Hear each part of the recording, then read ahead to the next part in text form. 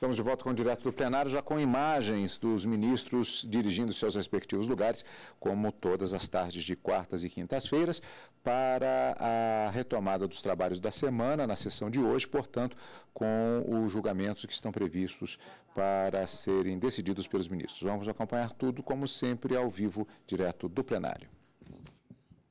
Declaro aberta esta sessão do plenário do Supremo Tribunal Federal do Brasil, cumprimentando a todos, e de imediato passo a palavra à senhora secretária para a leitura da ata da sessão anterior.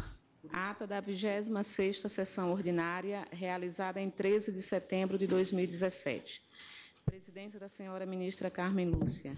Presentes à sessão os senhores ministros Celso de Mello, Marco Aurélio, Gilmar Mendes, Ricardo Lewandowski, Dias Toffoli, Luiz Fux, Rosa Weber, Edson Fachin e Alexandre de Moraes. Ausente o ministro Roberto Barroso, participando do seminário anual denominado Global Constitucionalismo na Universidade de Yale, nos Estados Unidos da América. Vice-procurador-geral eleitoral, Dr. Nicolaudino de Castro e Costa Neto. Abriu-se a sessão às 14 horas, sendo lida e aprovada a ata da sessão anterior. Na ocasião, o plenário julgou um agravo regimental numa arguição de suspeição e iniciou o julgamento de uma questão de ordem no inquérito. Indago dos senhores ministros se há alguma anotação, observação ou retificação a fazer na ata, não havendo, declaro-a aprovada. Senhores ministros, informo a vossas excelências que estão presentes neste plenário graduandos da seguinte instituição de ensino, Faculdade Caxias do Sul de Santa Catarina. Sejam todos muito bem-vindos, nós nos sentimos muito honrados com a presença de todos os senhores. Senhores ministros, e faço a indagação inicial ao eminente ministro Luiz Fux, relator dos 5 primeiros processos da pauta, se eu posso apregoá-los em conjunto, ou pelo menos apregoá-los de uma vez, de tal maneira que a matéria... Então, faço o pregão dos 5 e, na sequência, ordenarei os trabalhos dos senhores advogados, 3 inscritos para falar. Julgamento conjunto da ação declaratória de constitucionalidade número 42, procedente do Distrito Federal, sendo autor o Partido Progressista, interessado o Presidente da República e também o Congresso Nacional. Ação direta de inconstitucionalidade 4.901, igualmente procedente do Distrito Federal e de que é autor o Procurador-Geral da República, mesmo os interessados, com amici curiae devidamente aceitos pelo ministro relator, todos eles, como disse, da relatoria do ministro Luiz Fux. Ação direta de inconstitucionalidade, número 4.902, procedente do Distrito Federal, autor o Procurador-Geral da República, mesmo os interessados, um grupo grande de amici curiae. Ação direta de inconstitucionalidade 4.903, procedente do Distrito Federal, autor o Procurador-Geral da República, mesmo os interessados, e amici curiae. Ação direta de inconstitucionalidade número 4.937, procedente do Distrito Federal, autor o Partido Socialismo e Liberdade, PSOL, interessados o Presidente da República e o Congresso Nacional, também com muitos amici curiae. Senhor ministro relator, inicialmente eu confiro a palavra a Vossa Excelência para os relatórios, ou o relatório conjunto, que diga respeito a todas as ações, e, na sequência, então, eu organizarei e divulgarei a organização da oitiva das sustentações orais dos senhores advogados com os prazos devidos. Tem a palavra Vossa Excelência. Senhora Presidente, Egrégia Corte, ilustre representante do Ministério Público, senhores advogados, presentes, estudiosos da matéria ambiental, senhores servidores. Senhora Presidente, trata-se, na verdade, de ações declaratórias de constitucionalidade e inconstitucionalidade que versam sobre praticamente todo o Código Florestal. Os relatórios são enormes e os votos também. Então, eu procurei usar a metodologia que tenho utilizado aqui, de fazer o relatório sucinto, para não repisar tudo quanto as partes vão sustentado à tribuna e, na verdade, aqui não é possível só um relatório único, porque as ações impugnam diversos artigos diferentes. Então, eu vou me valer do próprio espelho aqui da Secretaria, procurar fazer um relatório que viabilize as sustentações orais e também o início da votação. Senhor presidente, trata-se de uma ação declarada, ADC 42, a ação declaratória de constitucionalidade com pedido de medida cautelar juizada pelo PP, tendo como objeto os artigos que aqui menciono. A parte requerente alega que as mudanças que foram trazidas pelo Código Florestal, principalmente pelos dispositivos questionados na ADI 4901, 4902, 4903 e 4937, ou seja, só aqui já se abarca todas as ações, não trazem prejuízo ao meio ambiente, muito menos violam dispositivos constitucionais, e que, pelo contrário, consolidam a interpretação dos artigos 186 e 225 da Constituição Federal com maior segurança jurídica, com foco no princípio da legalidade e assegurando a legislação ambiental efetivamente cumprida. Aduz que a lei, em comento, teve o mérito de mesclar bem as obrigações ambientais com a concessão de eventuais benefícios ao proprietário, tendo sempre como foco o princípio da prevenção e recuperação ambiental. Diante disso, conclui que respeitou-se o artigo 225 da Constituição Federal por completo, assegurando a todos um meio ambiente ecologicamente equilibrado, sustentando ainda a ausência de violação do princípio do retrocesso ambiental. Isso na ação declaratória de constitucionalidade. Nas ações declaratórias de inconstitucionalidade, há exatamente a arguição oposta, no sentido de que o novel Código Florestal, em seus dispositivos, ele, na verdade, viola a Constituição Federal. Eu vou ler um relatório que vale para todas as outras, muito embora as partes tenham na tribuna a oportunidade de destacar um ponto ou outro. Então, na ADI 4937, que ela já foi aqui mencionada na ADC e é reiterada na ADI 4903, 4901 e 4902, alega-se a inconstitucionalidade do Código Eleitoral, aqui veiculada pelo PSOL, a segunda ação, 4903, veiculada pelo Procurador-Geral da República, a ADI 4901, também Procurador-Geral da República, e a ADI 492, também pelo Procurador-Geral da República. Então, há, na realidade, uma uniformidade de invocações na medida em que as ações foram propostas separadamente, cada uma impugnando um bloco do Código Eleitoral. Por prevenção, acabaram todas acudindo ao meu gabinete, de sorte que esse relatório vai abarcar as impugnações do Ministério Público, que também terá a voz no seu momento oportuno. Então, aqui, tanto o pessoal quanto o Ministério Público, eles impugnam o Código Eleitoral, alegando inconstitucional. Código Florestal, eu já repeti esse eleitoral várias vezes, eu até coloquei aqui no meu voto, bem grande, Florestal, por não errar. Mas é o hábito de trabalhar lá no eleitoral e saber que a madeira vem da floresta, então gera papel e eleitoral. E agora eles querem o papel da urna impressa. Não, fica agora, mais fácil, talvez assim, ministra. Onde Vossa Excelência diga eleitoral, leia-se Florestal, errata por antecipação. Não, de repente, talvez seja até oportuno que haja uma reformulação também do Código Eleitoral, já fazer uma reforma política, talvez influenciado por isso. Então, a parte alega, em síntese, necessidade de que haja uma interpretação conforme a Constituição para excluir as expressões gestão de resíduos e instalações necessárias à realização de competições esportivas, estaduais, nacionais ou internacionais, do conceito de utilidade pública, que a cota de reserva ambiental e a servidão ambiental não estão em conformidade com o disposto no artigo 225, que permitir novas autorizações de supressão de vegetação para os proprietários de imóveis que suprimiram vegetação localizada em área de preservação permanente, não promoveram a sua recomposição e incide em constitucionalidade material. Os dispositivos impugnados anistiam todos os proprietários que cometeram crimes ambientais relativos à supressão irregular da vegetação em áreas de preservação permanente de reserva legal.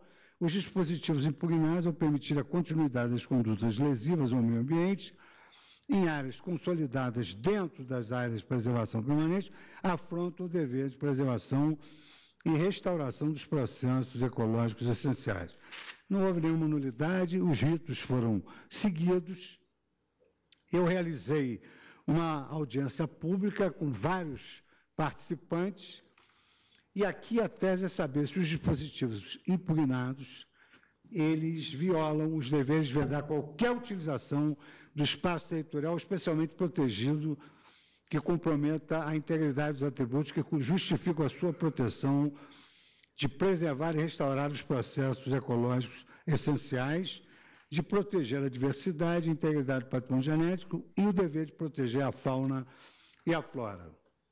Na DI 4903, já são impugnados outros dispositivos sustentando o Ministério Público Federal que não há qualquer justificativa razoável para permitir a degradação de áreas de preservação permanente para atividades recreativas, visto que para essas, em regra, é possível encontrar alternativas locacionais adequadas. E aí repete todos os fundamentos das demais ações. Quando eu preparei o voto, o que eu fiz? Eu destaquei todas as impugnações, nominalmente, a que elas se referem, para não votar no sentido do artigo 3º e Vossas Excelências não ter ciência do que diz o artigo 3º. Então, eu fiz distribuir, mas já sei que não chegou a todos, uma síntese do voto, que ela traz todos os itens impugnados e os artigos correspondentes. E aí eu proponho, eu destaco a impugnação e a proposta de voto, em cada um deles, dizendo de que se trata. Sem prejuízo, nesse resumo também tem os artigos transcritos literalmente. Então, foi isso que eu fiz distribuir, que vou distribuir aos demais, porque parece que não chegou a todos os gabinetes. Então, reiterando que se trata da declaração de constitucionalidade em constitucionalidade do Código Florestal, eu sintetizo basicamente dizendo que há aqui um confronto muito nítido entre, digamos assim, as correntes ambientalistas e os desenvolvimentistas, ou seja, há um conflito de vários valores constitucionais entre os que querem uma preservação estrita do meio ambiente, que foi isso que escolheu da audiência, e aqueles que entendem que o meio ambiente tem de ser preservado, pode ser preservado, está sendo preservado pelo novo Código, mercê de atender também outros valores constitucionais. O dado de relevo que eu destaco também é que o Código Florestal teve uma tramitação de um decênio no Congresso Nacional, foi submetido a 70 audiências públicas. Levou um ano e foi, então, promulgado. E agora nós temos aí, basicamente, essas impugnações que fazem com que, na verdade, se pretenda a manutenção do Código anterior, talvez desconhecendo novas nuances que surgiram, digamos assim, no nosso território e que são propícios à manutenção do desenvolvimento econômico, segundo essa corrente, e um dado importante que se colheu também da audiência pública é que essas mudanças todas podem impedir um estágio que hoje se encontra o Brasil de ser o maior exportador de alimentos do mundo, o que significa que gera alimentos internamente e externamente. Então, eu estou sintetizando, assim, as razões ideológicas e as razões pragmáticas pelas quais foi impugnado o Código Florestal. E, com base nesse relatório, senhora presidente, eu entendo que seja possível as partes promoverem a sustentação. O relatório é muito grande, são vários relatórios, e se os profissionais que vão sustentar entenderem que deve haver uma leitura mais minudente, eu farei. Mas tenho a impressão de que a leitura que eu faria seria exatamente as razões que vão ser sustentadas pelo Ministério Público e pelos advogados e a miticura inscritos aqui para falar da tribuna. Pois não. Agradeço a Vossa Excelência. Temos, portanto, na ação declaratória de constitucionalidade 42, como autor, o Partido Progressista, como autor das ações diretas de inconstitucionalidade 4.901, 4.902, 4.903, o Procurador-Geral da República. E na ação direta 4.937, como autor, o Partido Socialismo e Liberdade, PSOL. E, portanto, eu estou conferindo para falar por até 15 minutos o doutor André Maione, pelo Partido Socialismo e Liberdade, PSOL, pelo Partido Progressista, autor de uma das ações, doutor Rudimaia Ferraz e o doutor Vicente Gomes da Silva, que partilharão o tempo, 15 minutos, 7 minutos e meio para cada qual, e pelo Procurador-Geral da República, pela Procuradoria-Geral da República, o doutor Nicolau Dino de Castro, a despeito de serem 3, eu, então, ofereço o prazo de até 30 minutos para se pronunciar pela largueza e porque são várias. E pelo Presidente da República e pelo Congresso Nacional, que responde como interessado em todas as outras, eu dobro o tempo por até 30 minutos nos termos regimentais, que me permitem esta situação. Convido, portanto, inicialmente, para falar pelo Partido Socialismo e Liberdade, PSOL, o doutor André Maione. Vossa Excelência tem até 15 minutos para se pronunciar. Tem a palavra. Excelência, boa tarde, senhora presidente. Boa tarde, senhora ministra, senhor relator, demais ministros, procurador da República. Eu falo em nome do PSOL. E o PSOL não deseja uma preservação ambiental, assim, nesse sentido tão estrito como relatado por Vossa Excelência. Na verdade, o pessoal também deseja o desenvolvimento, o progresso e uma série de outros valores. E, nesse sentido, o pessoal entende que há uma dicotomia, realmente, há uma disparidade de opiniões, mas, na visão do partido, e foi uma das coisas que motivou a interposição dessa ação, é que a Constituição Federal não dá guarida à irresponsabilidade com relação ao ambiente. Então, um dos pontos mais importantes, na opinião do PSOL, e a gente viu também nas manifestações do Ministério Público e dos demais amicicuri, é no sentido da inconstitucionalidade da anistia. Essa anistia, ela traz, na nossa opinião, uma flagrante ofensa ao parágrafo 3º do artigo 225 da Constituição. Então, os valores expressos ali, a ordem que emana daquele dispositivo constitucional não traz espaço para irresponsabilidade com relação ao meio ambiente. Então, eu acho que nesse ponto, o principal, senhor relator, que há um distanciamento aí, né, da parte da visão do pessoal com relação a esse ponto, a esse Código Florestal, e a questão do desenvolvimento. Obviamente que o partido é a favor do desenvolvimento do país e é a favor dos negócios agropecuários brasileiros. Temos uma visão diferenciada com relação ao uso da terra, da monocultura, de uma série de outros temas, o que não significa dizer que o partido é contra o desenvolvimento do país.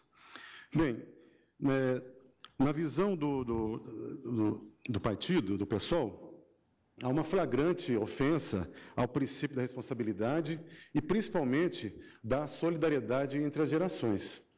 Esse novo Código Florestal, ele rompe esse compromisso que nós que ocupamos aqui o Brasil nesse momento, temos com as gerações futuras. Esse é um problema muito sério com relação a isso. E alguns pontos que eu vou elencar aqui vão indicar exatamente o que esse rompimento com o princípio da solidariedade intergeracional, que é previsto no artigo 225 da Constituição. Na visão do partido ainda, o Código Florestal rompe a concepção unitária do ambiente, desintegra, desestabiliza todo o sistema protetivo ambiental brasileiro. Fragiliza, flexibiliza, e é essa mesma a ideia que surgiu, é um dos motivadores da aprovação desse código. Isso não foi escondido no trâmite desse projeto na Câmara dos Deputados e Senado Federal. Esses conflitos intergeracionais, eles vão ser bastante aguçados, na opinião do PSOL, em virtude da impossibilidade que o país vai ter de proteger uma parte significativa dos nossos biomas. Isso vai se dar em virtude da anistia, como eu disse. Um dado importante, já fazem 5 anos que a lei está vigindo, apesar de que a gente não tem ainda uma série de documentos que vão ser necessários, como o cadastro e os programas estaduais da preservação do ambiente, mas já é possível vislumbrar algumas consequências bastante ruins com relação a isso. Um dado importante que vem muito em consonância que o ministro Fux estava dizendo, é dessa dicotomia, realmente. Então, tem um estudo recente, tem uma série de outros estudos e tal. Eu trouxe um que é feito pela USP, feito pelo Imaflora e pelo Instituto Real de Tecnologia da Suécia, um estudo recente, de maio de 2017, que ele indica a existência. Nós vamos deixar de preservar algo em torno de 42 milhões de hectares. Então, é isso que significa das consequências da aprovação desse Código Florestal. O principal dessas áreas, segundo esse estudo, em virtude da proporcionalidade delas e do tamanho dos danos, está justamente nos biomas mais frágeis ou aqueles mais economicamente pressionados, que é o Cerrado e a Mata Atlântica. Bem, eles indicam ainda, nesse estudo, uma coisa que eu estava dizendo da questão da dicotomia. Então, há uma estimativa de que o Brasil tem algo em torno de 6 milhões de produtores rurais. Problemas muito sérios e muito agudos existem em algo em torno de 360 mil propriedades. Então, é um universo pequeno. A maioria dessas propriedades, excelências, que tem os grandes problemas com relação a esse déficit da preservação ambiental, são as grandes propriedades. As pequenas propriedades, que significam a maioria das propriedades brasileiras, o problema não está com elas. O problema da preservação não está nessas pequenas propriedades.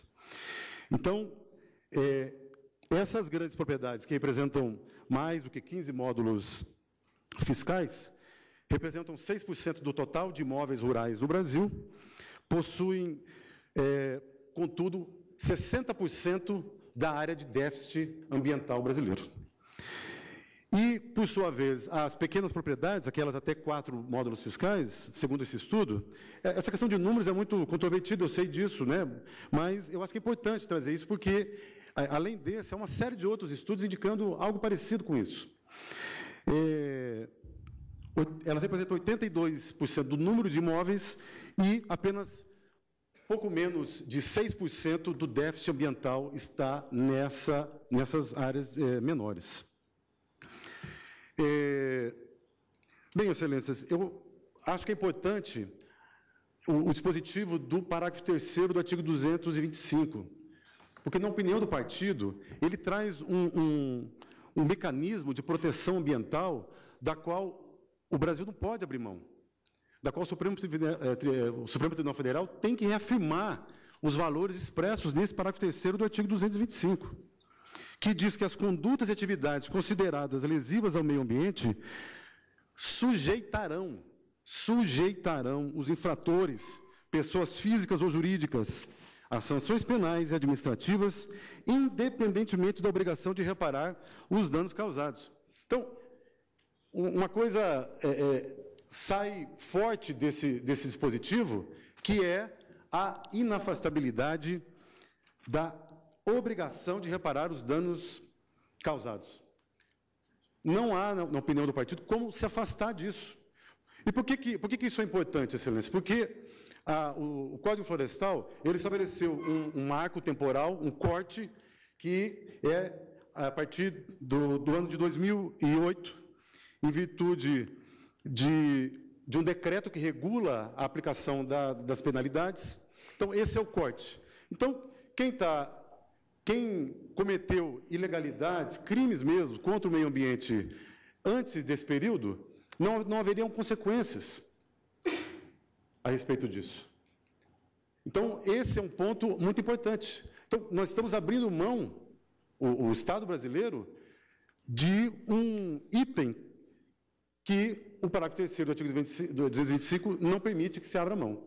Digamos que se abra mão das penas de natureza criminal, de natureza administrativa, mas a reparação do meio ambiente, que ela deve ser observada. Não pode haver anistia com relação a isso, senão se premia infratores, em detrimento, inclusive, de uma simbologia mesmo ruim de você premiar quem fez a coisa errada e penalizar aqueles que cumpriram a legislação, que, como nós vimos, quase todos eles são pequenos proprietários. Certo?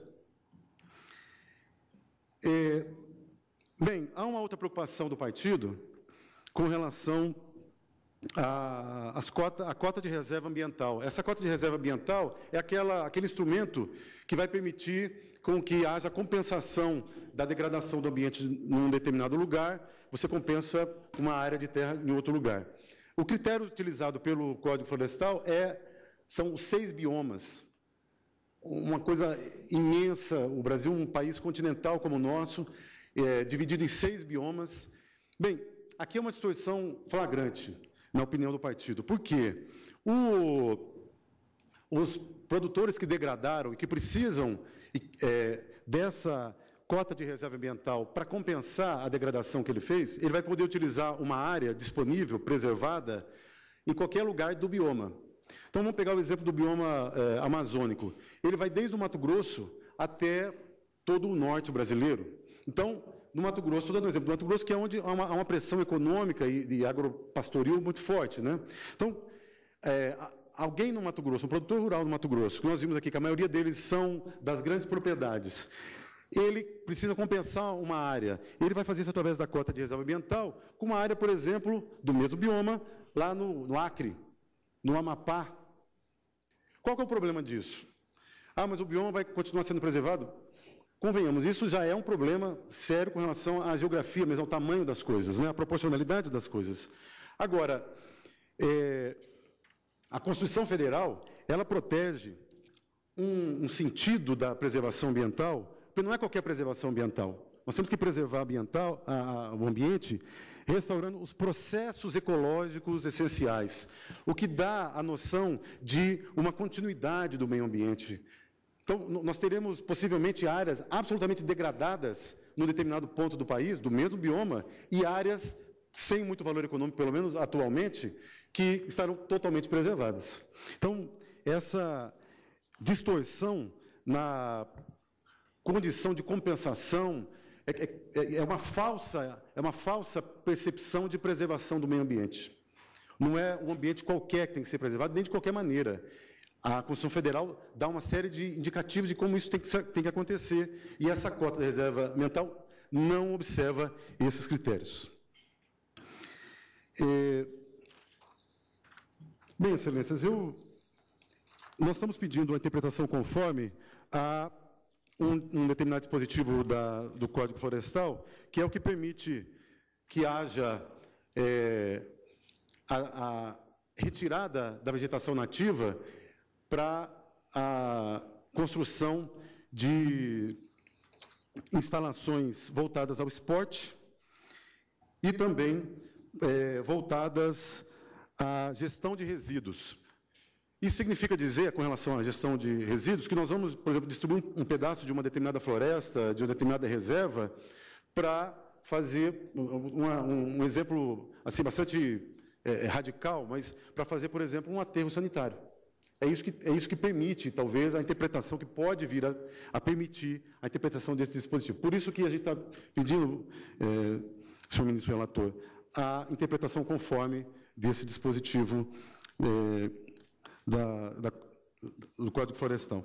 Bem, excelências, concluindo, nós entendemos que quando o Constituinte elegeu o ambiente como bem sujeito à proteção especial e determinou a criminalização, a sanção administrativa e a obrigação de reparação de condutas que violem o meio ambiente, ele retirou, nesse particular, a discricionariedade, inclusive a discricionariedade legislativa. O legislador não pode dispor desses bens que foram determinados. A ordem constitucional é um passo a mais do que a retirada de excessos. É proibida a insuficiência na proteção ambiental. A intervenção estatal deve ser efetiva e sem exceções.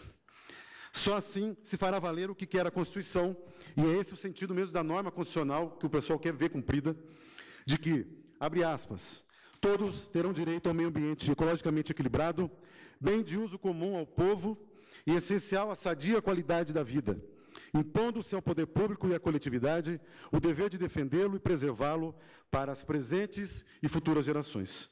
Pedimos, portanto, a procedência da ação, assim como a procedência das ações propostas pelo Ministério Público. Obrigado. Senhora presidente. Agradeço a Vossa Excelência. Tem uma pergunta ao eminente advogado, que eventualmente talvez o Ministério Público ou outro interessado tenha este dado, ou a própria Advocacia Geral da União. O valor total dessas multas que no passado foram aplicadas e que estão sendo anistiadas, que foram anistiadas pelo Código Florestal, o senhor teria esse montante?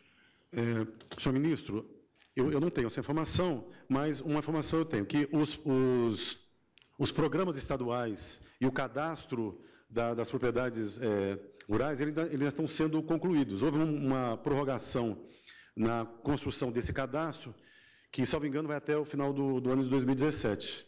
Então, a partir dessas informações aí, a consolidação disso, que eu creio que...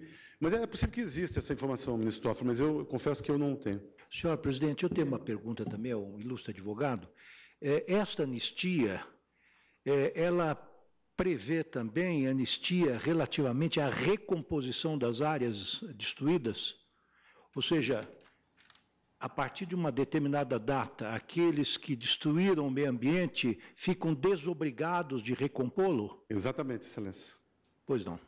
Assim, vai depender de uma série de circunstâncias. Portanto, não se trata apenas de uma anistia pecuniária. Trata-se também de uma anistia no que diz respeito às obrigações de fazer. As obrigações, exatamente. Obrigações com relação ao meio ambiente. Pois não. Obrigado. Agradeço a Vossa Excelência. Obrigado. Convido a falar pelo Partido Progressista o doutor Rudi Maia Ferraz e o doutor Vicente Gomes da Silva. Inicialmente, acho que o doutor Rudi Maia Ferraz, Vossa Excelência terá 7 minutos e meio na organização feita pelos próprios advogados para se manifestar, após o que chamarei pelo mesmo autor, o doutor Vicente Gomes. Vossa Excelência, portanto, tem até 7 minutos e meio e tem a palavra. Ministro presidente, então, essa sustentação agora...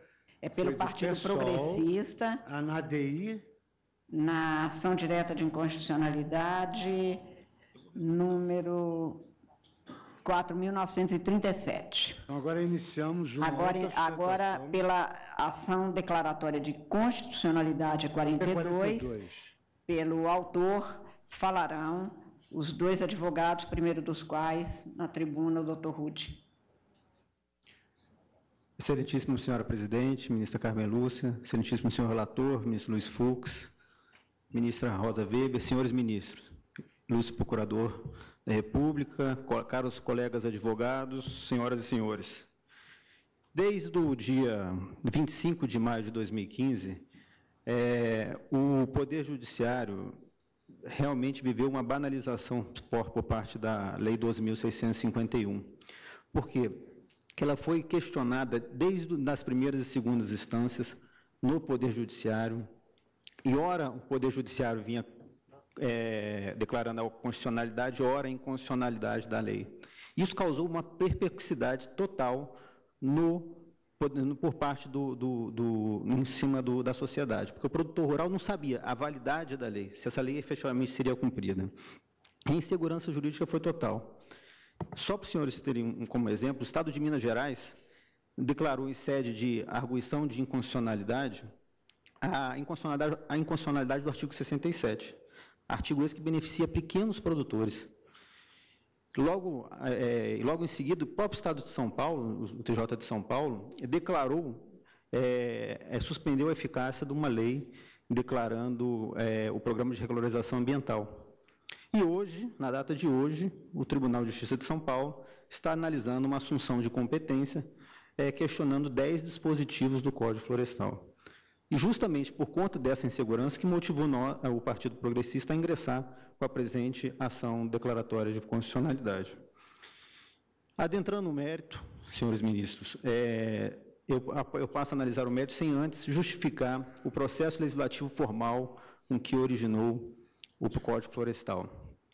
O próprio relator já relatou que foram mais de 70 audiências públicas na Câmara, mas, porém, foram quase 200 reuniões nos estados discutindo o Código Florestal. Eu posso afirmar que foi um dos maiores debates legislativos e democráticos que teve após a Constituição de 88.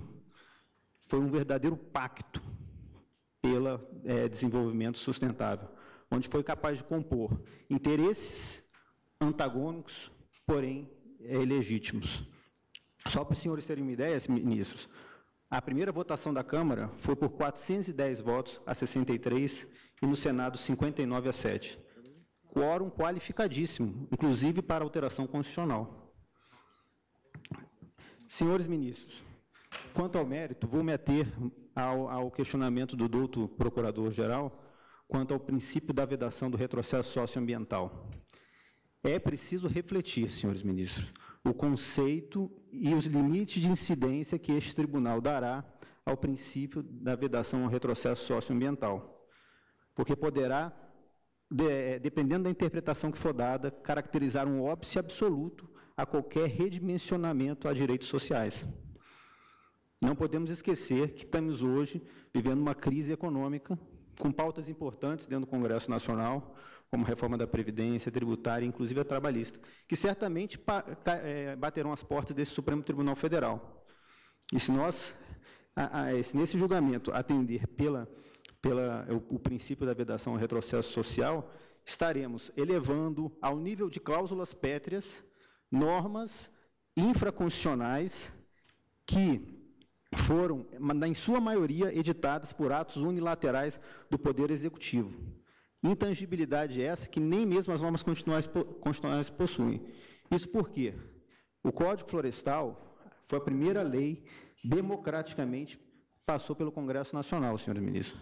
Todas as leis anteriores, a de 34 foi um decreto, a de 65 foi em pleno regime militar, e as 67 reedições das medidas provisórias que passaram, que inseriram dispositivos no Código anterior. Então, se nós aceitarmos esse princípio, elevaremos as normas infraconstitucionais ambientais anteriores ao nível de cláusulas pétreas. É importante salientar também, senhores ministros, que no processo democrático o legislador pode, em decorrência das suas convicções mesmo políticas, social e econômica, alterar normas. E no passar do tempo, essas normas acabam tendo que sofrer ajustes, porque a dinamicidade do processo político, social e econômico muda. Agora, quando se trata de um processo onde tem a relação entre o homem e o meio ambiente, as mutações são variáveis, porque dependemos de condições climáticas, geológicas, econômicas e sociais. Justamente por isso que precisou vir o Código Florestal. Não podemos esquecer também que, quando dos embargos declaratórios da PET 3388, famoso caso Raposa Serra do Sol, o douto Ministério Público questionou esse mesmo princípio. E esse Supremo Tribunal Federal não entendeu pela adoção daquele princípio. Agora, ministros, se mesmo assim, se considerarmos válido esse princípio, o Código Florestal, em momento algum, trouxe qualquer dano ambiental. Ele não revogou, anulou qualquer atributo ambiental. Manteve reserva legal, manteve área de preservação permanente, manteve as obrigações de restaurar e os crimes ambientais. Porém, trouxe novos contornos para regularizar as suas áreas, visando atender justamente o princípio da restauração que tem o artigo 225. Institutos esses que até a legislação anterior não se previa. Então, fatiar a lei ou retirar a eficácia, neste momento, passados 5 anos da sua vigência, sem nenhuma notícia de degradação ou devastação ambiental, com os estados implantando programas de regularização ambiental, representaria, sim, um retrocesso. O douto Ministério Público questiona também a violação à função social da propriedade. Só que não podemos esquecer, senhores ministros, que a função social da propriedade ela é cumprida simultaneamente, não só pela questão ambiental. Nós precisamos também, de modo simultâneo, atender a finalidade ambiental, social e econômica. A preservação ambiental não garante a função social por si só, em detrimento da atividade econômica dos trabalhadores, nem mesmo em decorrência da geração de riqueza. Não podemos esquecer também, senhores ministros, o parágrafo único do artigo 185 dispõe: a lei garantirá tratamento especial à propriedade produtiva. Se nós formos à Lei 8.629, que trata sobre a reforma agrária, em nenhum momento a lei dá tratamento especial. E o Código veio justamente dar esse tratamento especial à propriedade produtiva, privilegiando, sim, as relações jurídicas consolidadas, o ato jurídico perfeito, o direito adquirido. Não podemos retroagir a lei para poder atender, porque a maioria das pessoas... Peço que Vossa Excelência, por favor, conclua. Então, pugnamos pela procedência da direta ação declaratória de constitucionalidade e pela improcedência das ações diretas de inconstitucionalidade. Muito obrigado. Agradeço a Vossa Excelência e convido o doutor Vicente Gomes da Silva a prosseguir, fazendo a defesa das teses apresentadas pelo Partido Progressista. Vossa Excelência também tem até 7 minutos. Excelentíssima senhora presidente da Suprema Corte, em nome de quem eu cumprimento os demais ministros, senhora ministra desta Corte, digno representante do Ministério Público, senhor ministro relator Luiz Fux. Bem, meu colega Rudi Ferraz já falou rapidamente sobre o princípio da vedação do princípio do retrocesso socioambiental. Assim, relembrando as sábias palavras do senhor ministro Fux na audiência pública, quando diz que o direito à Suprema Corte conhece por dever de ofício. Então, eu vou me ater, minha fala será apresentando alguns dados, alguns números que atestam a eficiência e a eficácia do cumprimento e das normas do Código Florestal. Antes, porém, é importante dizer, senhores e senhoras ministros, que esse novo Código Florestal criou diversas ferramentas e mecanismos de controle dos imóveis rurais. Eu cito com destaque o Cadastro Ambiental Rural, chamado CAR, o qual inova e muito a sistemática de gestão, acompanhamento e fiscalização do uso das propriedades e posses rurais no país. E por conta desta ferramenta, gostaria de chamar a atenção de Vossas Excelências para os seguintes números. Números que eu estive no Serviço Florestal Brasileiro anteontem, que funciona junto ao Ministério do Meio Ambiente, ao IBAMA, que é encarregado da implantação de todo o sistema de dados, nos estados, municípios, enfim, para o Brasil, para efeito de regularização das propriedades rurais do Brasil. Pois bem, existem hoje 4,2 milhões de imóveis rurais declarados no CAR, referentes a mais de 411 milhões de hectares.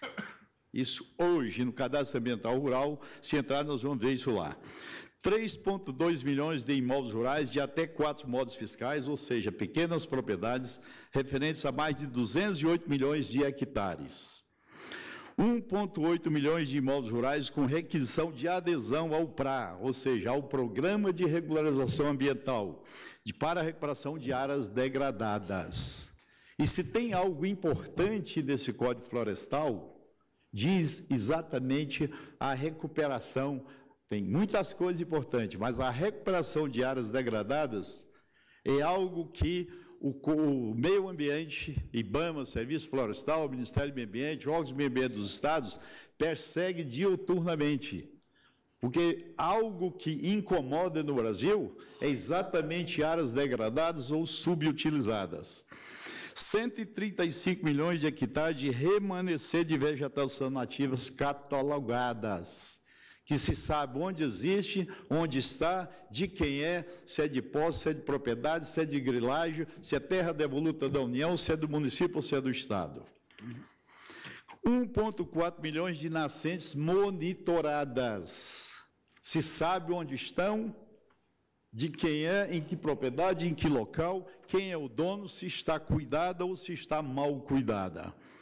15 milhões de hectares de área de preservação permanente identificados e monitorados. Pois bem, o segundo avanço instituído pelo Código Florestal foi o Programa de Recuperação de Áreas Degradadas, chamado PRA. E esse PRA dialoga diretamente com o CA. Ou seja, se mutilar o artigo 59, que é um dos que está sendo bastante questionado nessas ADIs, automaticamente o artigo 29, que é o do Cadastro Ambiental Rural, não ficará de pé. Ou se interpreta e se mantém os dois, ou um ou outro não terá eficácia ou não ficará de pé. Pois bem, assim pode-se dizer que houve inegáveis avanços do ponto de vista ambiental. Por exemplo, a identificação dos passivos ambientais em todo o país para que possam ser recuperados pelos proprietários mediante assinatura de termo de compromisso e assinatura do Programa de Recuperação Ambiental das Áreas Degradadas. Segundo, levantamento preciso sobre o volume de áreas de preservação permanente de reservas legais em cada propriedade, rios, nascentes, reservatórios e de recursos hídricos em geral. Maior controle sobre os remanescentes de Mata Atlântica, Pantanal, Amazônia Legal e Cerrado. Fiscalização em tempo real e de maior eficiência e menor custo para os cofres públicos. A criação de um banco de dados. Com essas informações, se criou um banco de dados que orienta a formulação de políticas públicas de investimento. Isso do lado ambiental. Olha, no código anterior e no atual, eu sou procurador federal aposentado e exerci minha função durante 25 anos no IBAMA e no Ministério do Meio Ambiente. Durante boa parte desse tempo, eu fui procurador-geral e fui consultor jurídico do Ministério do Meio Ambiente.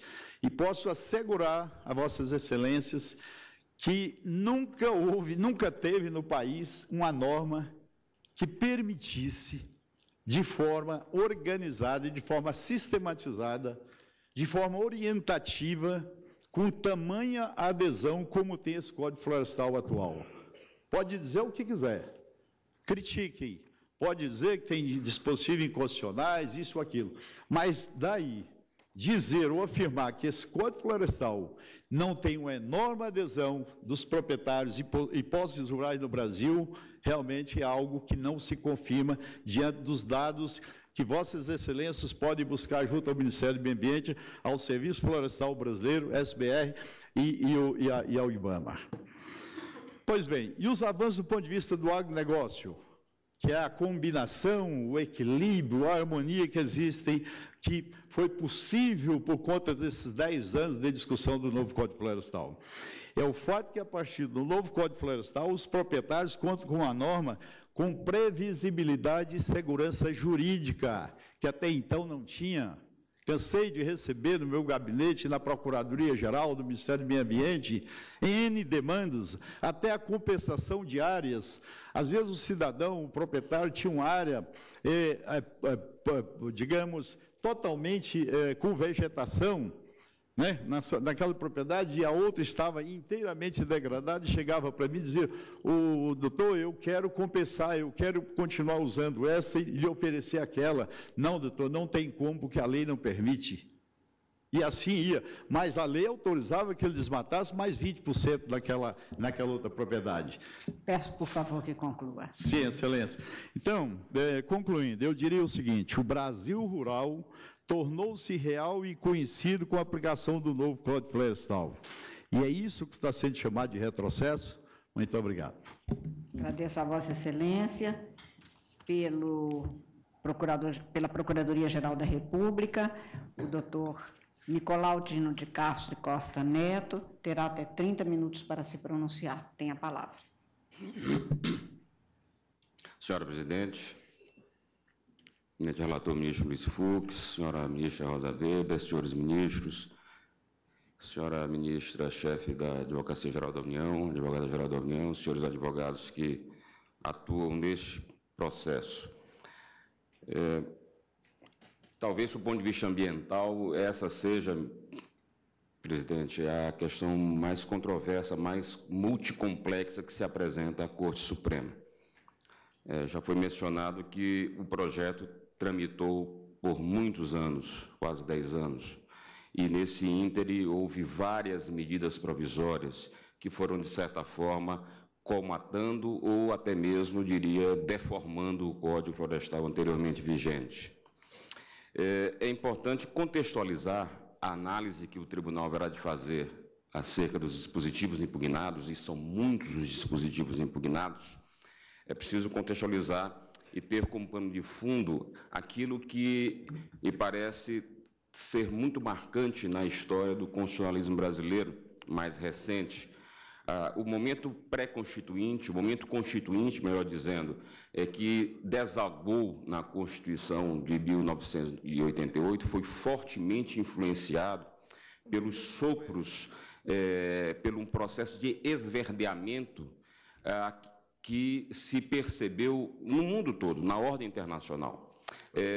Eu posso citar, apenas para ir muito longe, alguns documentos referenciais extremamente importantes, como a Declaração de Estocolmo, de 1972, que assinalou pela vez primeira o caráter fundamental do direito ao meio ambiente sadio, e numa perspectiva intertemporal, assinalando que esse direito é um direito das presentes e futuras gerações, e mais adiante, depois, o relatório conhecido como relatório Brundtland, da Comissão Brundtland da Assembleia das Nações Unidas de 1987, que, pela vez primeira, trouxe os contornos do que hoje conhecemos como princípio do desenvolvimento sustentável, que tem um tripé que me parece relevantíssimo para essa questão. O princípio do desenvolvimento sustentável propõe-se a conciliar, a estabelecer uma equação precisa entre o direito ao meio ambiente sadio, a promoção do meio ambiente, o crescimento econômico e a equidade social. É esse o dilema que se põe nesse momento. E a pergunta que se estabelece não é outra senão: esse Código Florestal e esses dispositivos que são impugnados respondem de forma satisfatória à equação a que se propõe o princípio do desenvolvimento sustentável? Em outras palavras, esses dispositivos traduzem na sua máxima efetividade aquilo que se pretende no que toca ao desenvolvimento do agronegócio, um equilíbrio razoável para as presentes e futuras gerações, no que se refere à produção econômica, ao crescimento econômico, que é necessário e indiscutível, mas também à necessidade inquestionável de termos o direito ao meio ambiente sadio para as presentes e futuras gerações. Parece que são essas questões que compõem o pano de fundo das ações que serão julgadas pelo Supremo Tribunal Federal. Eu disse, ainda há pouco, que o Código Eleitoral, ia dizer o Código Eleitoral, ministro Fux. Nós acumulamos. O Código Florestal, em certa medida, ele se propõe a responder às diretivas que estão postas na Constituição Federal no que se refere ao equilíbrio da sustentabilidade ambiental. Eu penso que não. A Procuradoria-Geral da República, nessas ações, sinaliza na direção contrária a essa tentativa de conciliação e composição do princípio do desenvolvimento sustentável.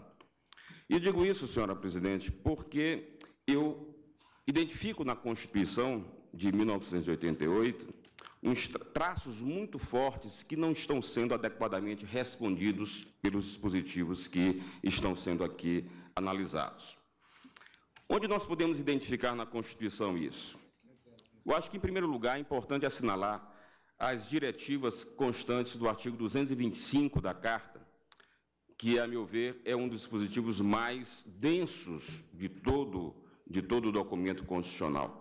Nesse dispositivo, nós vamos encontrar na cabeça a referência segundo a qual todos temos direito ao meio ambiente ecologicamente equilibrado, bem de uso comum do povo, essencial para a sadia qualidade de vida, impondo-se ao poder público e à coletividade o dever de defendê-lo para as presentes e futuras gerações. Vejam que aqui nós vamos encontrar a referência primeira. Aqui, o direito ao meio ambiente é um direito de caráter fundamental, muito embora não esteja lá no capítulo dos direitos fundamentais, o traço de fundamentalidade está aqui muito evidente. Há aqui uma referência a um binômio equilíbrio ecológico e qualidade de vida, expressões que se interpenetram de tal sorte que estabelece uma relação de interdependência indissociável, de modo a expressar que a rigidez do meio ambiente compõe um todo harmônico e sinalizador da sadia qualidade de vida, aquilo que Cansado Trindade chama de não apenas o direito à vida, mas o direito a viver com dignidade, e a dignidade do ponto de vista socioambiental. E vemos aqui também, nesse mesmo dispositivo, um vetor condicionante da atuação do Estado e do comportamento social. Ou seja, nós vamos encontrar aqui o estabelecimento de direitos de índole coletiva, mas também vamos encontrar vetores de agir e de não agir para o próprio Estado. Aquilo que Canotilho chama de dimensões essenciais da juridicidade ambiental. Uma dimensão garantístico-defensiva, um direito de defesa contra ingerências e intervenções lesivas, mas, sobretudo, e esse é o ponto importante para o momento, uma dimensão positivo-prestacional, no sentido de assinalar que cabe ao Estado assegurar a organização, procedimentos e mecanismos de realização do direito ao meio ambiente sadio. É por isso que se pode apontar aqui nesse dispositivo, que eu acho que é o ponto fulcral da discussão, que a Constituição assinala, nesse ponto específico, para um dúplice papel que é cometido ao poder público. Um conteúdo negativo, ou seja, um dever de abstenção em relação a comportamentos deletérios ao meio ambiente, e o dever de abstenção, o dever de não agir no sentido de comprometer o direito ao meio ambiente sadio, mas, sobretudo e primacialmente, uma dimensão de conteúdo positivo, um atuar em que é imposto ao Estado e à coletividade no sentido da promoção já mencionada da rigidez do meio ambiente. É também importante sinalizar, sublinhar, senhor presidente, que nós não encontramos e não percebemos o artigo 225 como um mero enunciado ideológico despido de imperatividade ou de eficácia. Não, para muito além disso, nós vamos encontrar aqui aquilo que o ministro Barroso, que compõe a Corte, assinala como uma norma instituidora de direitos, de multidireitos, para o Estado e para a coletividade. Entre os direitos e deveres, principalmente os deveres impostos ao Estado, vale destacar, para efeito dessa discussão, aquele dever que está incerto no artigo 225, parágrafo 1º, inciso 3º, o dever, em outras palavras, o dever de definir em todas as unidades da Federação espaços territoriais especialmente protegidos e seus componentes, e aquilo que é importante, enfatizando que a alteração e a supressão desses espaços não pode se dar de forma a comprometer os atributos que ensejaram ou justificaram a proteção imposta para essas áreas especialmente protegidas. Esse dever fundamental imposto ao Estado, ele é materializado a partir da adoção das reservas legais florestais. e das áreas de preservação permanente, espécies do gênero, espaços territoriais especialmente protegidos. E são essas as áreas especialmente protegidas que estão em xeque nas ações, pelos dispositivos que estão impugnados nas ações diretas de inconstitucionalidade. Porque, da forma como estão postos esses dispositivos, o que se percebe é que houve uma flexibilização, uma indevida flexibilização nas normas protetivas desses espaços, o que compromete o regime especial de fruição que está posto na própria Constituição, no dispositivo que eu acabo de assinalar. Ou seja, da forma como o Código Florestal permite o uso das APPs e das reservas legais florestais, há um indevido esmorecimento, uma indevida flexibilização nos níveis de contornos de proteção que estão postos a partir da leitura que se faz da Constituição quando assinala o regime especial de fruição. Há um outro dado importante. O outro dado importante é perceber que a própria Constituição estabelece um diálogo inseparável entre o uso da propriedade, o direito de propriedade e sua função socioambiental. Ou seja, a Constituição promoveu aquilo que se chama de ecolodização da propriedade, de tal sorte que instituiu aquilo que se pode denominar de um direito de propriedade ambientalmente qualificado.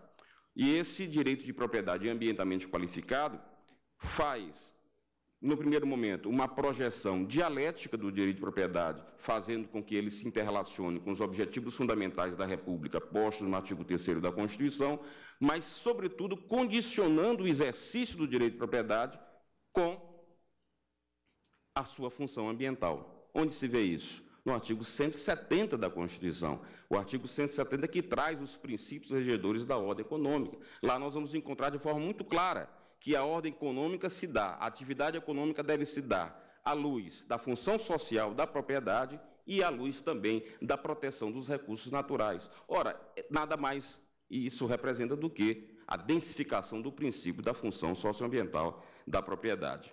É nesse contexto que as ADIs e a ADC se inserem.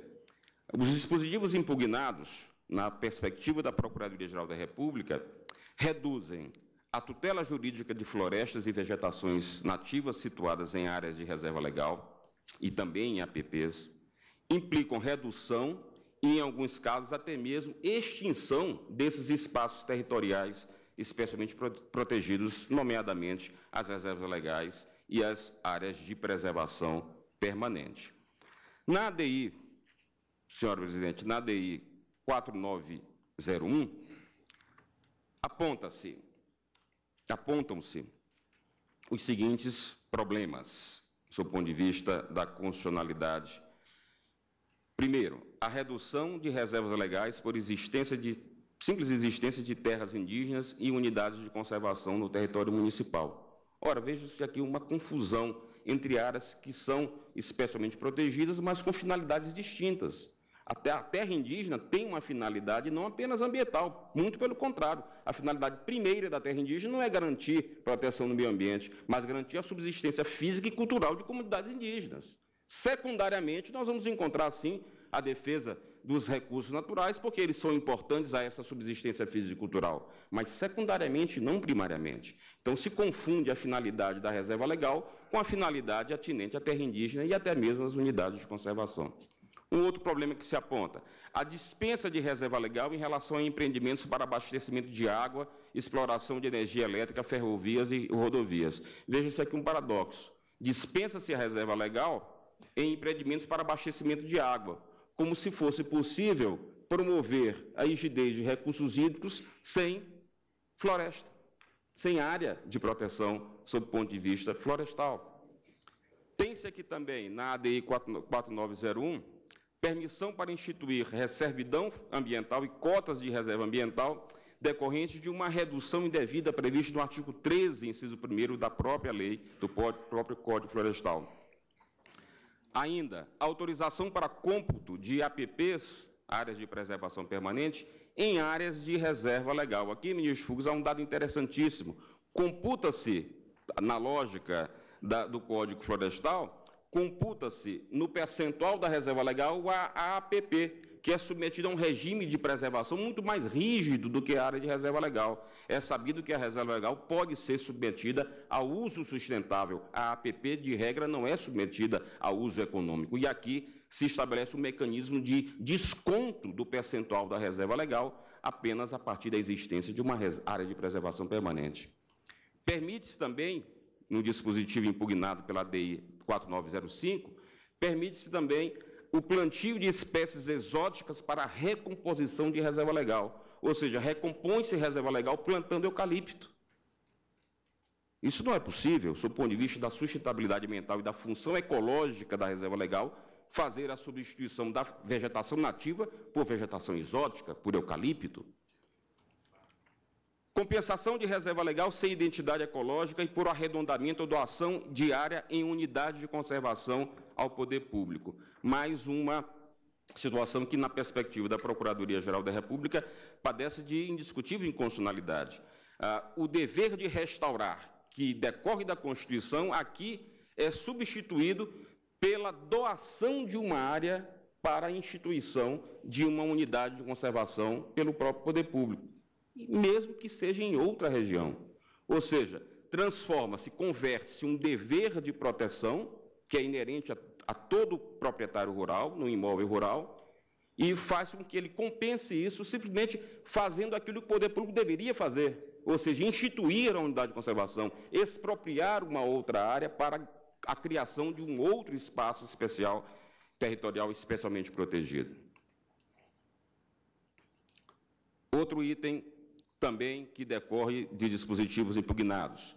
Consolidação de áreas desmatadas antes das modificações dos percentuais de reserva legal, principalmente as ocorridas a partir de 1996, e aqui começam, ministro Lewandowski, aquelas anistias a que Vossa Excelência ainda há pouco se referiu, indagando ao advogado que me antecedeu.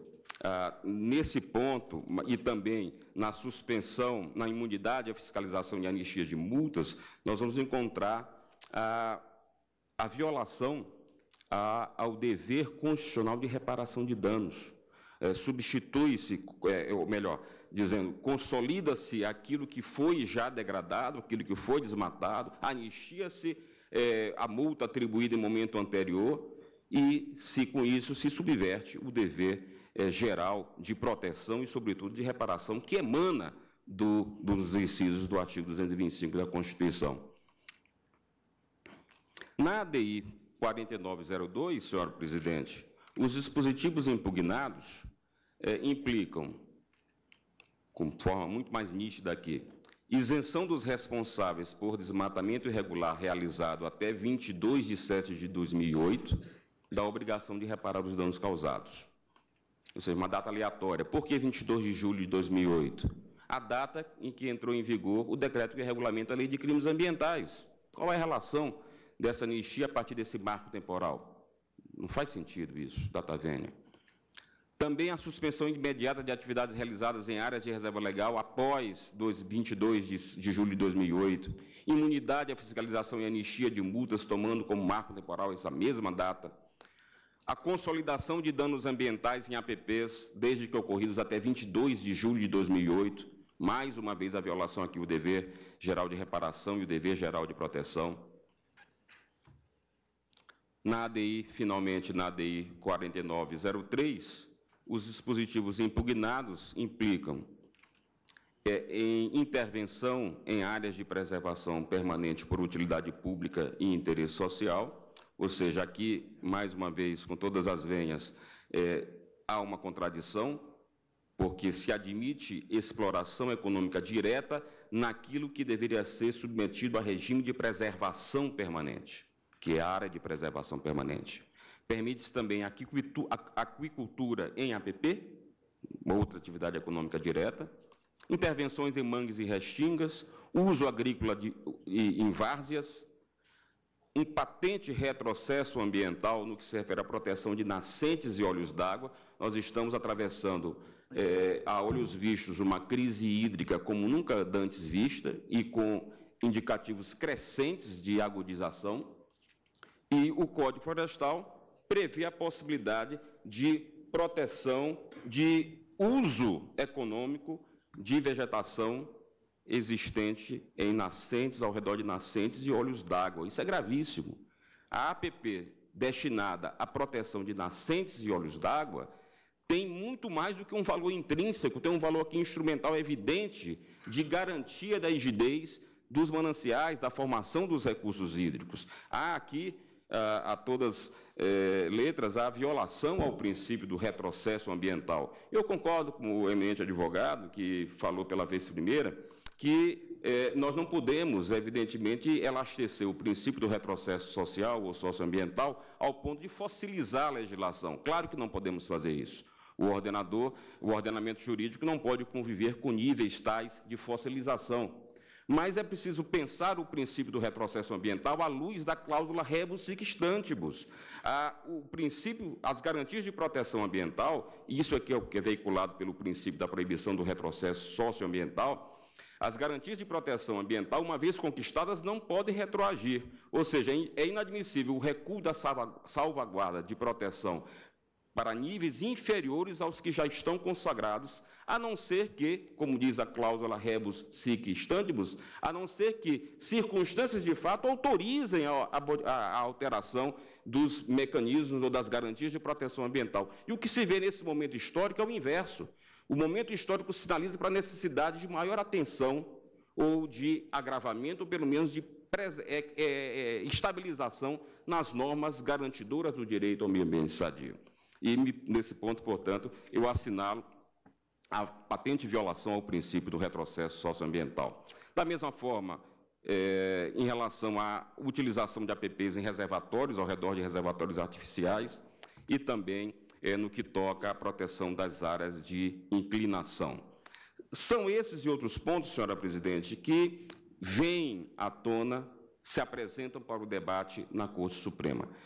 Por esses motivos, por esses fundamentos que ora sintetizo, a Procuradoria-Geral da República reitera os pedidos deduzidos nas petições iniciais, à luz da realização, da promoção, da prevalência do princípio da função socioambiental da propriedade, do princípio da proibição do retrocesso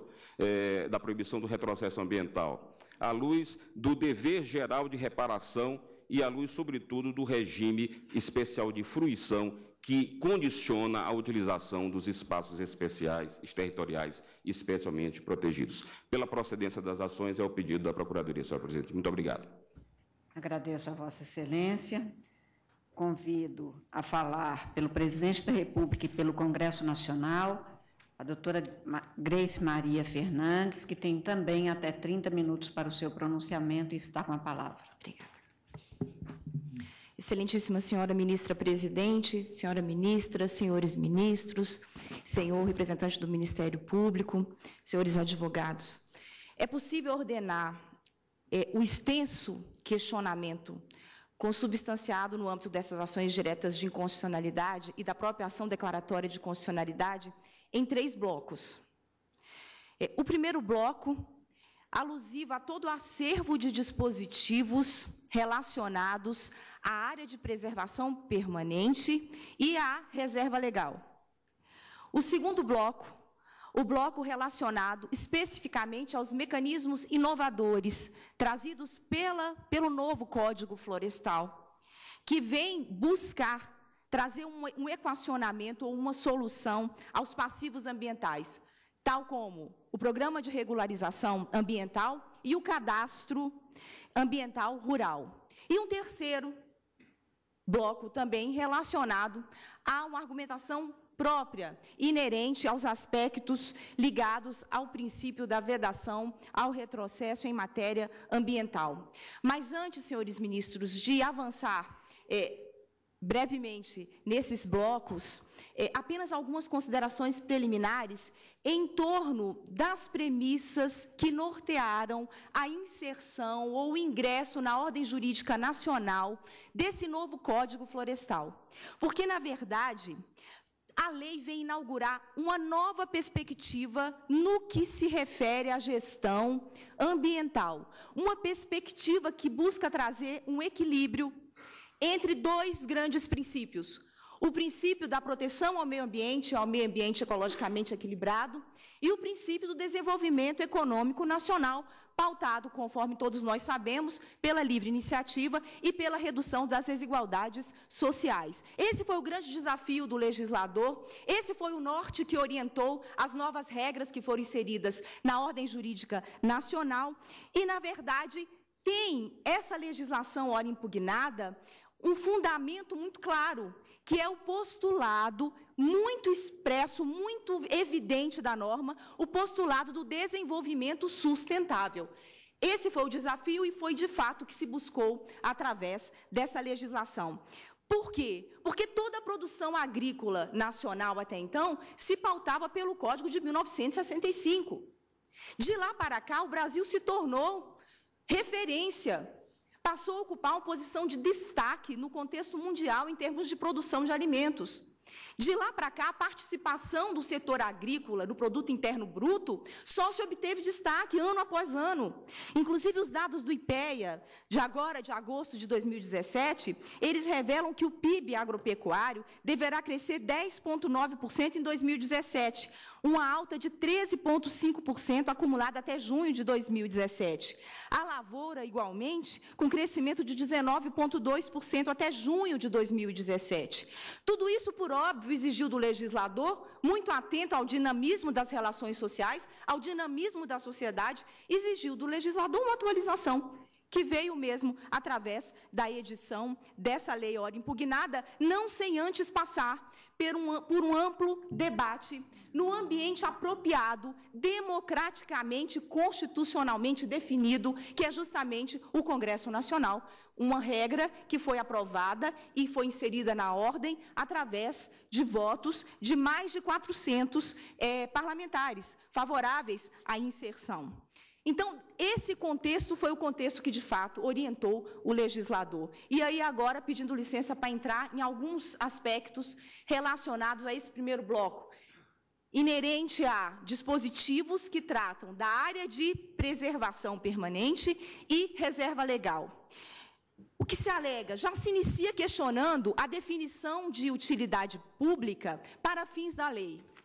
Por quê? Porque a lei passou a considerar como utilidade pública obras de infraestrutura, nas diversas áreas. Então, tanto no contexto de transportes, como no contexto de energia elétrica, como no contexto também, inclusive, de radiodifusão, de telecomunicações e, inclusive, de competições a serem viabilizadas pelo Estado brasileiro, tanto aquelas nacionais como também as internacionais. O que é importante nesse ponto quando se trata da impugnação relacionada a essa definição de utilidade pública? A circunstância de que, buscando sempre trazer esse equilíbrio entre o princípio de proteção ao meio ambiente, mas também de se viabilizar o crescimento nacional, o que o legislador, a cautela que ele teve?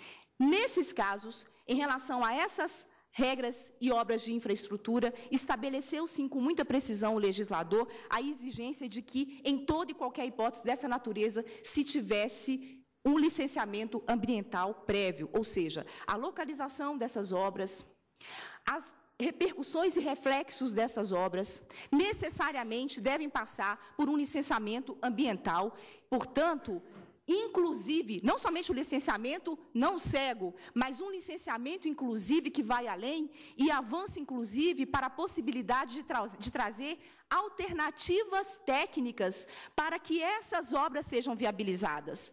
O legislador se preocupou, sim, não sendo viável se instalar naquela localidade por se prejudicar o meio ambiente, o legislador favoreceu, sim, a atuação dos agentes e dos técnicos que atuam nessa área, de se apresentar soluções técnicas que pudessem acomodar exatamente esses dois princípios, daí porque não há ofensa à Constituição Federal.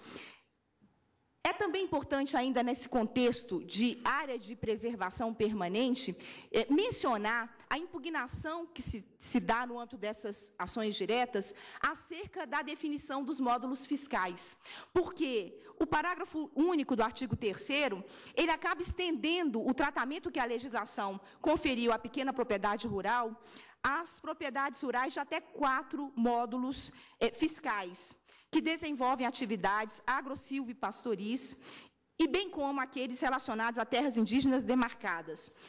O que se alega, na verdade, é que esse critério não seria o adequado. Esse foi o critério definido pelo legislador. Porque o módulo fiscal é justamente aquela área considerada mínima para que um agricultor possa extrair dali o seu sustento e o sustento da sua família. É um critério importante, por quê? Porque é um critério que tem a aptidão e permitir que se tenha a identificação dos produtores ou pequenos produtores nacionais. Segundo, inclusive, a Embrapa, esses pequenos produtores brasileiros, eles correspondem hoje a 89% das propriedades rurais do Brasil. Essa definição desses módulos fiscais tem justamente essa facilidade, porque muitos desses produtores e pequenos produtores, eles também têm uma dificuldade especial de atender regras gerais.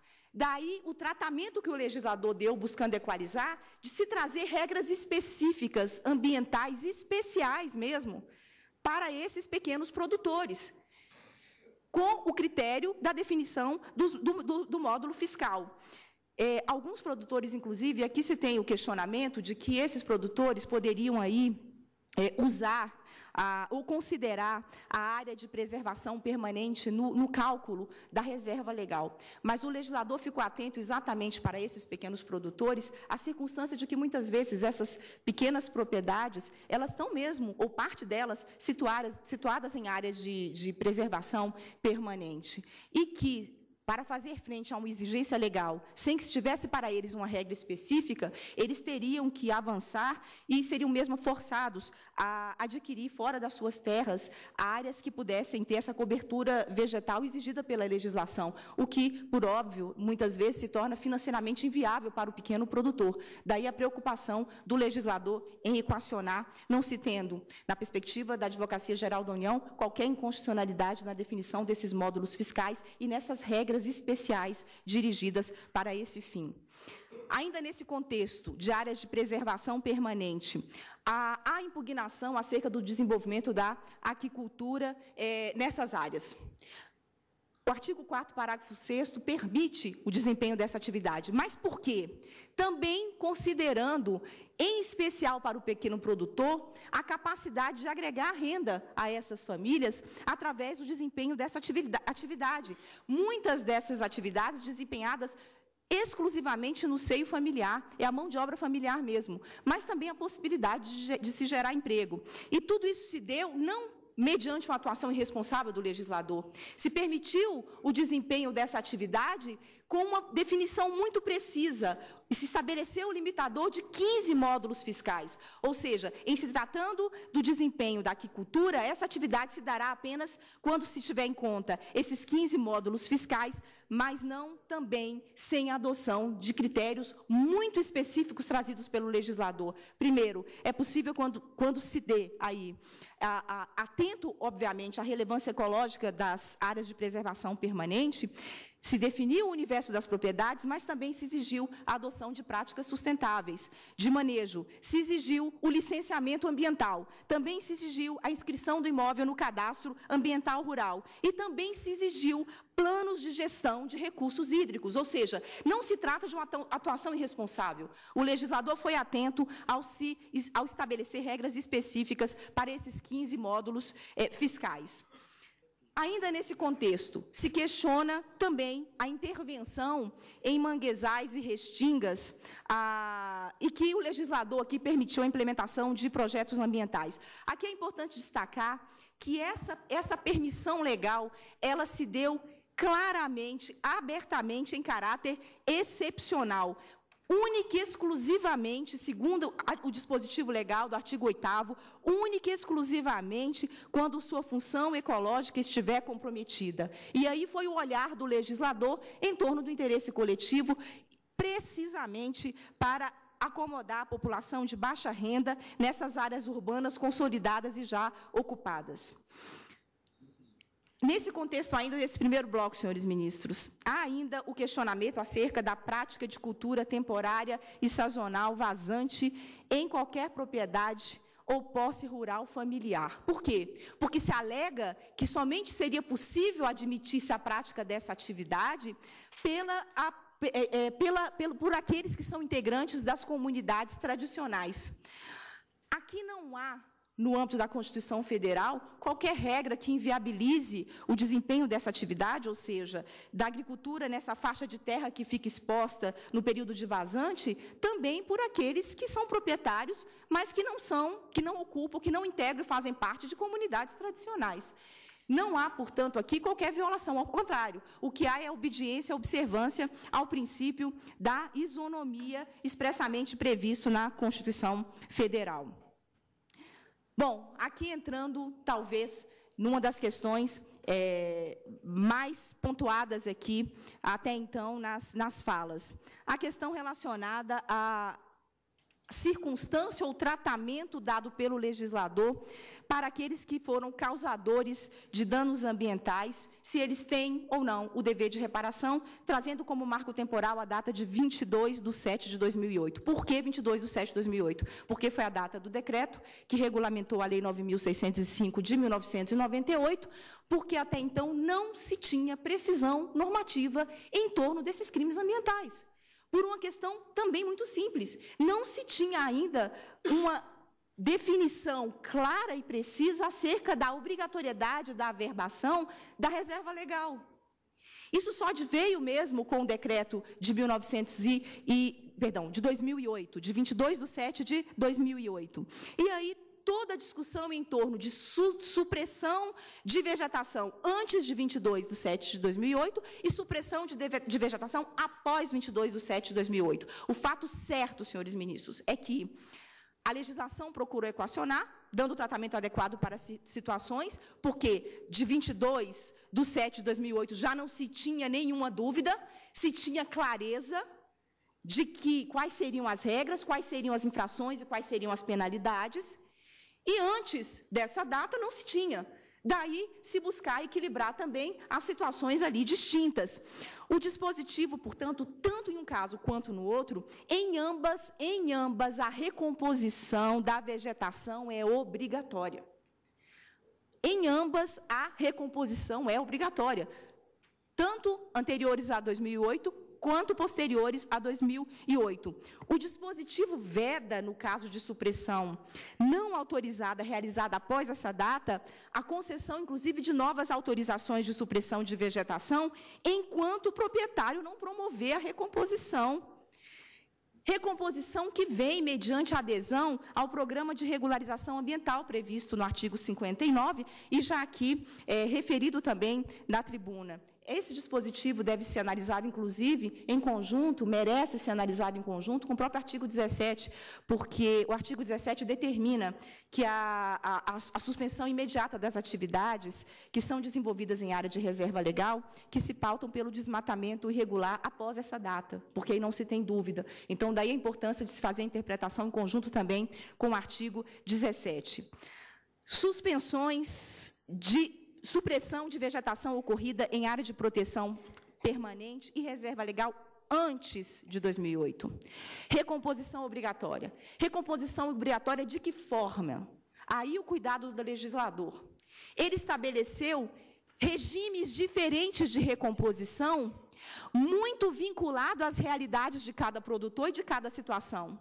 Daí ele estabeleceu mecanismos de recomposição no artigo 61A, 61B e 61C. 3 regimes estabelecidos para a recomposição, mas a recomposição, sim, obrigatória. Portanto, não há uma anistia ampla. Há, sim, a obrigatoriedade de recomposição. Não há, de forma alguma, como mencionado aqui, o esquecimento do passado. O que há, na verdade, é uma adequação à legislação e, com isso, atento à realidade de regimes específicos bem delineados nesses artigos 61A, B e C. A recomposição nas áreas, nós falamos da recomposição antes de 88, nas áreas de preservação permanente. Agora, a recomposição antes de 88, em se tratando de reserva legal, igualmente, obrigatoriedade de recomposição. De que forma? Na forma estabelecida no artigo 66 da legislação. Justamente também atento o legislador a essa realidade do passado. Recomposição obrigatória. tanto em área de preservação permanente, como em se tratando de reserva legal antes de 88, e após 88 não tem o que se discutir, porque é mesmo obrigatório, e a legislação também ela é específica. Aqui eu peço licença para entrar, senhores ministros, na importância, e aí no segundo bloco, né, falando rapidamente, da criação do programa de regularização ambiental. Porque ele demonstra, mais uma vez, essa preocupação do legislador de se promover, através das regras, uma recomposição efetiva. Mas uma recomposição efetiva adequando-se, sim, as propriedades a essa nova realidade da lei, mediante uma adesão, porque esse regime é um regime que permite a adesão justamente para se viabilizar essa recuperação.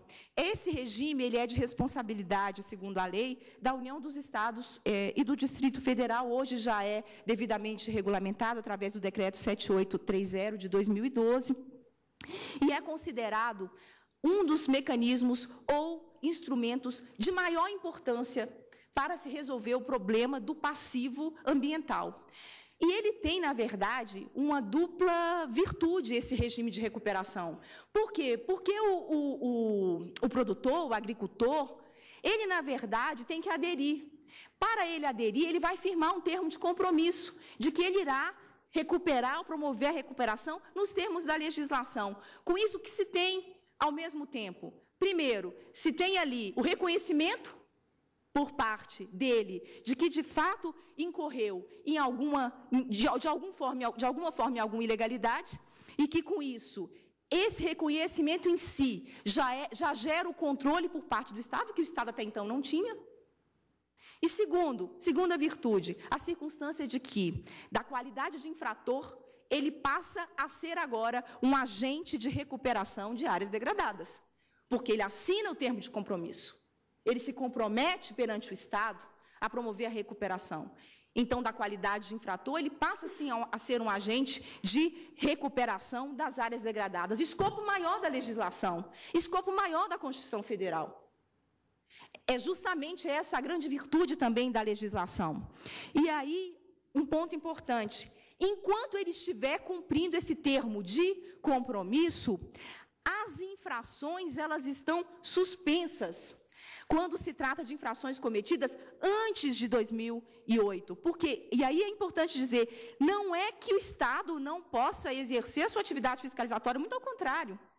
Estão suspensas para quê? Para que se afira ao final se, de fato, ele cumpriu ou não os termos, ou as regras, ou o compromisso firmado. Então, essa atividade, essas infrações, elas ficam suspensas. O infrator que eventualmente descumprir algum dos termos pode ser plenamente autuado, sem nenhuma dificuldade, a lei preserva esse espaço do Estado. Então, se ele não aderiu, não assinou o termo de compromisso, ou se aderiu e não cumpriu, igualmente ele pode ser autuado pelo Estado, independentemente de se tratar de uma infração anterior a 2008. Aquele que aderiu, por óbvio, está sujeito a prazos e termos expressos na legislação. Mas o Estado tem tecnologia para acompanhar tudo isso? Para analisar se, de fato, o que ele se comprometeu, ele está cumprindo? À luz desse marco 2008, que foi o marco escolhido pelo legislador, que adveio desse decreto, porque até então não se tinha essa precisão técnica em relação aos delitos? Sim, hoje o Estado, segundo o Serviço Florestal Brasileiro, a própria lei cuidou de estabelecer o sistema chamado CAR, que é esse Cadastro Ambiental Rural, que dispõe de imagens via satélite justamente para analisar, através dessas imagens, a situação desses imóveis, e hoje essa tecnologia está disponível, datadas lá de 2008, e se fazia comparação com o avanço ou a atuação aí do produtor ao longo do tempo, à luz dos seus compromissos, dos compromissos que foram assumidos. Então, é plenamente possível, segundo o Serviço Florestal Brasileiro, aferir essas alterações de cobertura vegetal, para se conferir, se ter a plena certeza de que essas obrigações estão sendo cumpridas. Portanto, entrando agora na questão da multa, não há isenção de multa. A lei em nenhum momento isentou. O que a lei permitiu foi a conversão da multa, à luz desse valor maior, que é justamente a recuperação do meio ambiente. A partir do momento em que se tem esse compromisso devidamente atendido, em que esse plano de recuperação, através desse programa, foi observado, e com isso os dados revelam que, de fato, ele recuperou, nesse caso, então, a multa é convertida em serviços de preservação, de melhora e de recuperação da qualidade do meio ambiente. Não há isenção de multa, há conversão de multa em serviço. Em serviço, todo ele voltado também à proteção ao meio ambiente. Isso buscando, obviamente, se trazer o equacionamento à luz do que se teve no passado e também das regras após 2008. Bom, mas aí é possível questionar, mas isso é possível para quem aderiu, para aqueles que fizeram adesão. Verdade. Porém, aqueles que não aderiram, aqueles que não firmaram compromisso, podem sim ser autuados e podem ser multados. É essa a solução da legislação. Daí a grande importância da solução trazida pelo legislador, porque ele, de fato, trouxe o equacionamento, colocando num patamar mais elevado aquilo que é a finalidade trazida pelo próprio legislador constituinte originário, que é, de fato, vivermos em um meio ambiente ecologicamente equilibrado. Com isso, portanto, se tem aí, à luz da legislação, a referência de que não há nenhuma afronta à Constituição Federal.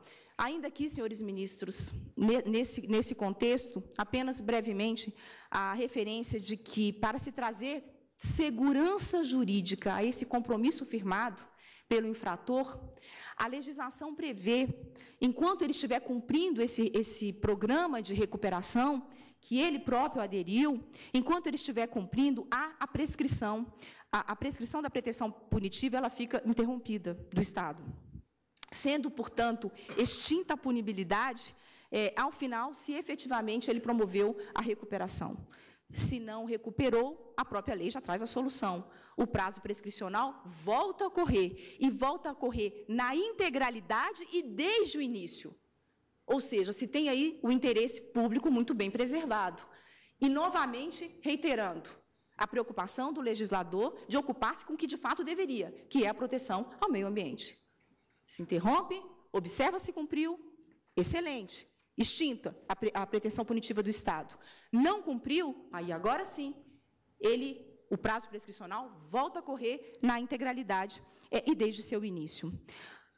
Acerca do cadastro ambiental rural, o CAR, a constitucionalidade. É um cadastro, é um registro público eletrônico de âmbito nacional, em que se tem aí a possibilidade de se integrar informações ambientais das propriedades, numa base de dados, o que viabiliza o controle pelo Estado, o monitoramento pelo Estado, o planejamento também em torno dessa questão. E na verdade, esse cadastro um requisito obrigatório, inclusive, para que o produtor tenha acesso a linhas de crédito. Não é? A inscrição no CAR é um mecanismo, portanto, de estímulo, para que ele se sinta também impulsionado, não é, a aderir a esse programa de recuperação ambiental, para que se imprima, portanto, efetividade. Daí a fala de que de fato, está diretamente ligado ao outro, ou seja, o CAR está ligado ao PRA, né, ao Programa também de Regularização Ambiental. E o CAR é a primeira etapa de um processo de regularização ambiental, o que atende, segundo entende a Advocacia Geral da União, ao princípio da proteção ambiental. Bom, senhores ministros, já avançando aqui para o final, apenas dois breves registros, antes de mencionar e já concluir acerca do retrocesso, do princípio do retrocesso. Alega-se, quando se trata do artigo 12, parágrafos 4º e 5º, que os dispositivos teriam permitido a diminuição da área de reserva legal e que isso seria um retrocesso legal, quando se prevê a possibilidade de se considerar a área de preservação permanente também no cômputo da reserva legal. Mas aqui o legislador também cuidou de ser muito atento, porque estabeleceu essa possibilidade de redução, tratando-se de imóvel localizado na Amazônia Legal, e situado em área de floresta, E mais, essa redução ela fica condicionada ao fato do município ter mais de 50% da sua área ocupada por unidades de conservação de natureza de domínio público e por terras indígenas homologadas, ou seja, não há violação ou se deixou de proteger o meio ambiente, porque mais de 50% das terras já estão protegidas do município. Seja porque se trata de uma unidade ali já de conservação, seja porque se trata de uma área indígena demarcada que, portanto, devidamente protegida. Nessa circunstância, portanto, e apenas no tocante à Amazônia Legal, é que se tem essa viabilidade. Bom, há também alguma consideração em torno da dispensa de constituição de reserva legal pela instalação de empreendimentos de abastecimento público, de água e esgoto, tratamento de esgoto, em áreas em que se funcione aí, ou tem o funcionamento de empreendimentos de geração de energia elétrica ou ampliação da capacidade de rodovias e de ferrovias. Aqui o legislador fez uma ponderação de valores. Não é? Aqui o legislador, de fato, procurou refletir o interesse da sociedade pelo crescimento e pelo acesso aos serviços públicos considerados essenciais, como, por exemplo, o serviço de água e esgoto. Então, foi a ponderação e a opção feita pelo legislador infraconstitucional. Concluindo, entrando no último ponto, a respeito do princípio da vedação do retrocesso em matéria ambiental. Muito já foi dito da tribuna, até dispensa maiores registros, apenas a referência de que o legislador o que fez em 2012 foi estar atento ao dinamismo das relações sociais. Foi estar atento ao papel que veio a ser ocupado pelo país, também no contexto mundial, em se tratando de produção agrícola, em se tratando de produção de alimentos, no contexto mundial. O Brasil é o maior produtor de alimentos do mundo. Então, o que fez o legislador foi justamente ter essa atenção diferenciada. Dinamismo que impõe, de fato, é dever do legislador trabalhar exatamente nesse contexto, de atender às necessidades sociais diante dessa dinâmica da vida. O legislador ele não pode ficar indeterminadamente vinculado às opções que ele fez anteriormente, a opção feita lá no ano de 1965, que era o antigo Código. Daí a importância, e o contrário não se há aqui, de forma alguma, vedação ao retrocesso. Na verdade, o que há é a atenção do legislador, o equilíbrio que se buscou com as regras ora estabelecidas, aos dois grandes princípios constitucionais, o princípio da proteção ao meio ambiente e o princípio também do desenvolvimento econômico nacional, livre iniciativa e redução das desigualdades sociais. Com essas considerações, senhora presidente, senhores ministros, a Advocacia Geral da União pugna pela improcedência dos pedidos formulados nas ações diretas de inconstitucionalidade e pela procedência do pedido formulado na ação declaratória de constitucionalidade, agradecendo a atenção de sempre de vossas excelências. Muito obrigada. Agradeço a vossa excelência. Suspendo a sessão pelo prazo regimental, agradecendo os senhores advogados pela compreensão.